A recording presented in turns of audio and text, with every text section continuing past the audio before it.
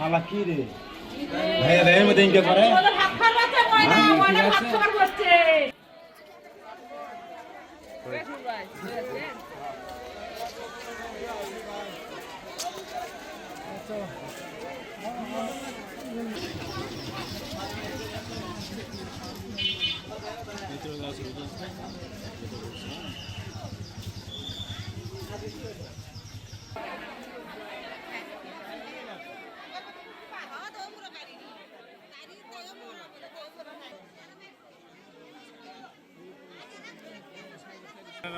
আপনারা অলরেডি জেনেছেন যে সকালবেলা মোকামতলা ইউনিয়নের লক্ষ্মীপুর গ্রামে পারিবারিক জমিজমার দ্বন্দ্বকে কেন্দ্র করে মারামারি হয়। মারামারির ফলে ঘটনাস্থলে একজন মারা যায় এবং একজন জিয়া মেডিকেলে চিকিৎসাধীন অবস্থায় মারা যায়।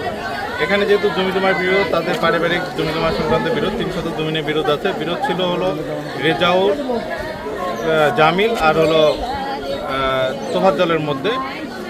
মারা গেছে তোফাজ্জলের ছেলে সুমন আর জামিলের ছেলে ইয়াসিন। আর যারা আক্রমণ করেছে তারা হলো রেজাউল এবং রেজাউলের ছেলে পেলে। আমরা তাদেরকে একজনকে হেফাজতে নিয়েছি, বাকিটা তদন্ত সাপেক্ষে আপনাদেরকে জানাবো। আমরা গ্রেপ্তার করিনি, আমরা হেফাজতে নিয়েছি। যেহেতু এখনো মামলা হয় নাই, মামলা হইলে আমরা তাকে গ্রেপ্তার দেখাবো। আমরা জিজ্ঞাসাবাদের জন্য তাকে হেফাজতে নিয়েছি।